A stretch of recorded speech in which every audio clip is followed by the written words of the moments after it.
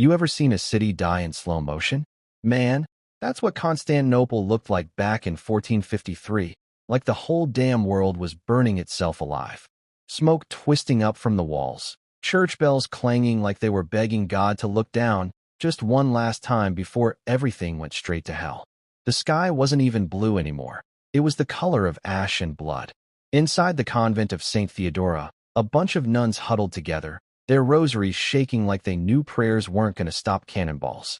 They'd been hearing those booms for weeks, each blast like the devil knocking at the gate. The walls of the greatest Christian empire on earth were crumbling, and with them, so was every little piece of hope they'd ever had. The youngest nun, barely 18, whispered, "Sister Helena, are they going to kill us?" Helena didn't answer. She just stared at the crucifix, the candlelight flickering over Christ's cracked face. Because deep down, she already knew death wasn't the worst thing waiting out there. When the Ottoman army rolled in, it wasn't just a battle. It was the apocalypse wearing gold armor. Sultan Mehmed II, just 21, rode through like destiny with a crown.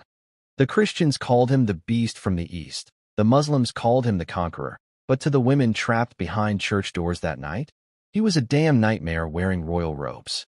The streets were chaos, priests dragged from altars, incense burning over piles of blood, screams bouncing off the stone walls. The convents became cages, and the soldiers who were supposed to spare the holy forgot what mercy even meant. The doors of St. Theodora's convent got kicked in like paper. The sisters clutched their crosses like they were shields, whispering prayers through the smoke. One soldier grabbed a crucifix, looked at it, and spat. "Where's your God now, woman?" he growled. Helena stood up, her voice shaking but strong. "He's watching you." The man laughed. "Then tell him to look away." What came next was pure madness. Books ripped apart, icons smashed, candles crushed under boots. The air filled with dust, blood, and prayers. And when the soldiers dragged the nuns out, they didn't scream, they sang. A hymn for souls already halfway to heaven. Constantinople didn't just fall, it decayed. Thousands enslaved. Churches flipped into mosques overnight. The nuns who made it out alive? They weren't free, they were trophies. Some got sold off in slave markets. Others hauled into the Sultan's palace. But the unlucky ones, the young, the educated, the ones who spoke Greek and Latin, got sent somewhere worse. The Harem of Shadows. Don't let the word harem fool you. It wasn't all silk pillows and sweet perfume. It was velvet-lined hell. A prison made to look like paradise. The nuns were stripped of their habits, their names replaced by numbers, their prayers banned. You could forget who you were in there real damn fast. But Helena didn't. She clung to faith like it was the last piece of herself left. One night, the Sultan called for her.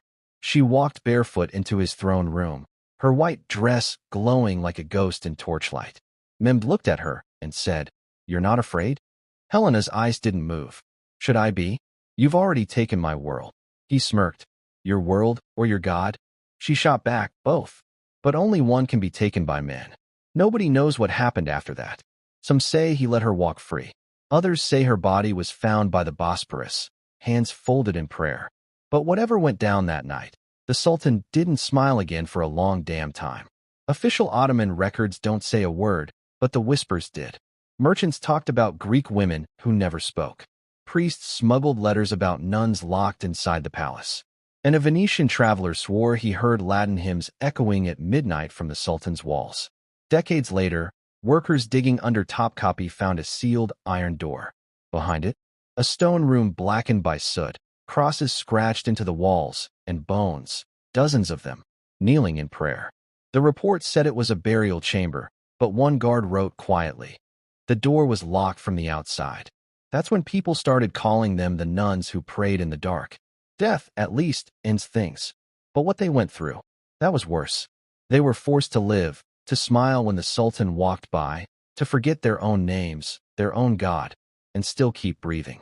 But they never broke. Even with no hope left, they carved their prayers into walls, into stone, into their own skin if they had to. And you know what's crazy? Centuries later, people in Istanbul noticed Muslim women near the old palace wearing tiny wooden crosses under their scarves. When asked why, they'd say, "For protection." Protection from what? No one knew. But an old lady once whispered, from the ghosts who still sing at night.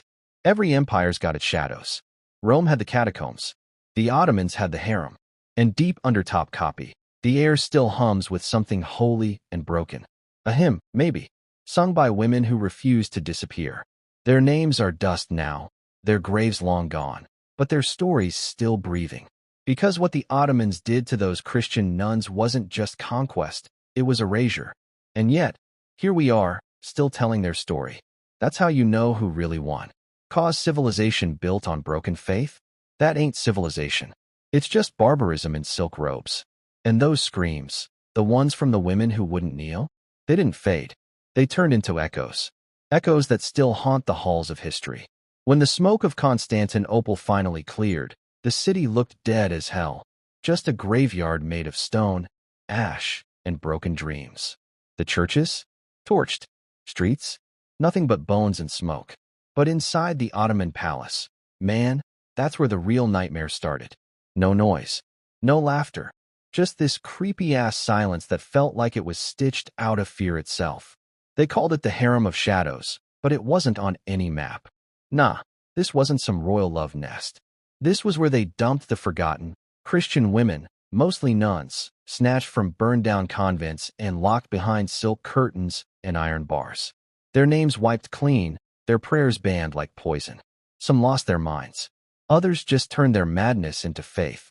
And right in the middle of all that misery, Helena, still breathing, still fighting.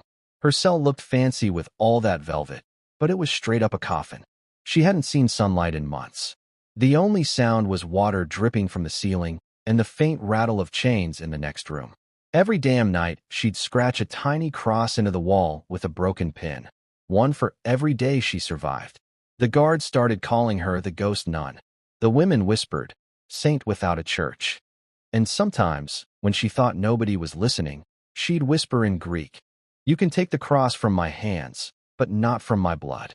One night, she heard footsteps, slow, heavy, not the usual guards. Then the door creaked open, and there he was again, Sultan Mehmed II. Dude looked like a walking prophecy. Calm, cold, young as hell, but with eyes that could cut marble. He ran his fingers over one of her wall carvings and said, "Still doing this? Even after all this time?" Helena just looked at him and said, "Even if I die, the wall will remember." The Sultan smirked like he'd heard a good joke. "You think stone remembers better than men?" She shot back. "Stone doesn't lie." Damn, you could have heard a pin drop. That line hit him harder than any sword. He tried to shake it off, said, "You could have been free, convert, marry, live." Helena smiled, slow and tired. Freedom isn't silk. It's being able to pray without chains. Silence again, thick enough to choke on. A week later, rumors started crawling through the palace, like roaches. Some said one of the shadow women was carving prayers in the bathhouse walls in blood. Others swore they saw candlelight in corridors where no one was supposed to be. The guards started calling that place the Cursed Wing. But truth was, it wasn't cursed. It was waking up. Helena and a few of the nuns had built themselves a secret underground chapel. Every midnight, when the guards switched shifts, they'd meet in silence, draw crosses with ashes on the marble floor, and whisper, "We live. We remember. We forgive no one." That wasn't rebellion. It was spiritual warfare. They turned wine cellars into churches, broken goblets into chalices, bread crumbs into Holy Communion. Then one night, boom, soldiers burst in, torches blazing. Helena didn't flinch.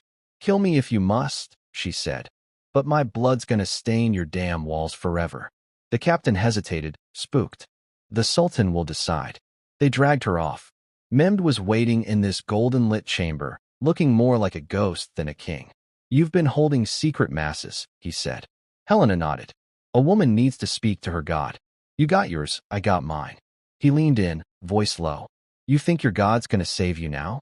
Helena smiled, calm as ice. "He already has. I ain't scared of you anymore." That burned him. You could see it in his eyes. But instead of killing her, he had her thrown into something worse, the well of silence. No light, no warmth, just darkness and the sound of dripping water. 40 days she lasted down there, living off scraps, whispering prayers to the dark. The guards swore they heard her voice echo through the stone even when she wasn't speaking. One night, Mem dreamed she was standing in the courtyard in white, glowing, saying, "You can build your empire on my grave, but you'll never own my soul." Dude woke up drenched in sweat. First time the conqueror couldn't sleep. A few days later, they brought her out. She just asked, "Let me see the sky." Dawn was breaking. The light hit her face for the first time in forever. The guard said, "Do you renounce your faith?" Helena smiled. "No, I embrace it." The blade came down, and her whisper rode the wind. "Forgive us, Lord, but not them." They buried her under the palace. No name, no cross, just stones. That night, weird stuff started happening. Torches blew out. Servants heard singing in Latin. One guard lost his mind after seeing a pale woman praying on the balcony. The Sultan sealed the whole damn wing, forever. But every year, on May 29th, the night the city fell, guards said they could still hear singing under the floors. Helena's voice. Decades passed. Empires came and went.